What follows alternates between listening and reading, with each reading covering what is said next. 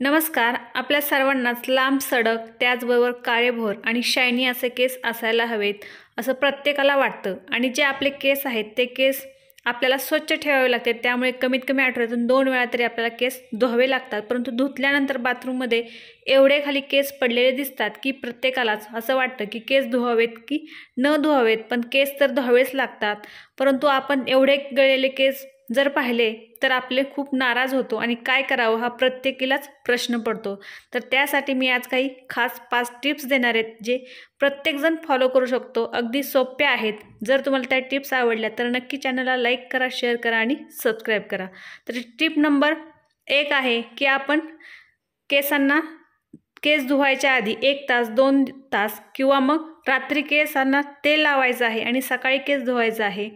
तेल लावताना परंतु आपल्याला खसाखस असंच केसांच्या मुळाशी रगडून तेल अजिबात लावायचं नाही. तेल लावताना आपल्याला अगदी हलक्या हातानं असं तेल लावायचं आहे, मालिश करायची आहे. म्हणजे रगडून अजिबात तेल लावायचं नाही. जर आपण खसाखस तेल लावलं तर केसांची मुळापासूनच केस जे आहेत ते तुटतात.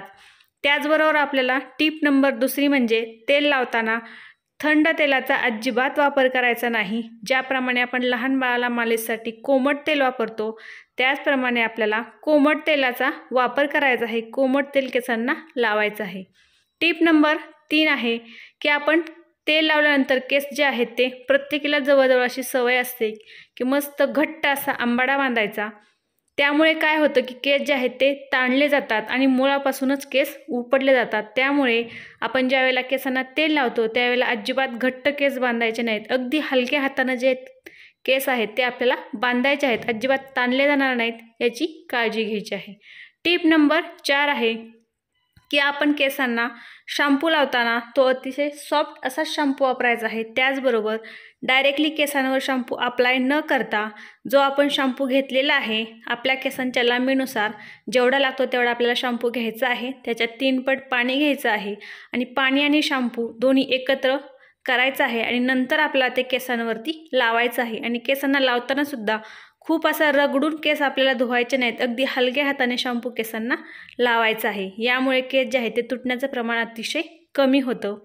त्याचबरोबर यानंतरची 5 नंबरची टिप म्हणजे आपल्याला केसांना धुताना पाण्याचा जो वापर आहे तो गरम पाण्याचा अजिबात करायचा नाही. थंडी असल्या तर प्रत्येकाला वाटतं की अगदी कडक पाणी असावं, परंतु केस धुण्यासाठी आपल्याला जेवढं शक्य होईल तेवढं थंडच पाणी वापरायचं आहे. परंतु थंड जरी नाही वापरलं तरी आपल्याला कोमट पाण्याचा वापर करायचा आहे.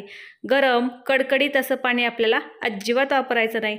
त्यामुळे केसांना इजा होते, मुळांना इजा होते केसांच्या आणि परिणामी आपले जे केस आहेत ते मुळापासूनच तुटतात. तर अशा ह्या 5 टिप्स आहेत. नक्की फॉलो करा. तुमचे जे केस आहेत ते नक्कीच गळण्याचे प्रमाण कमी होईल. जर व्हिडिओ आवडला असेल तर लाईक करा, शेअर करा आणि सबस्क्राईब करा. धन्यवाद.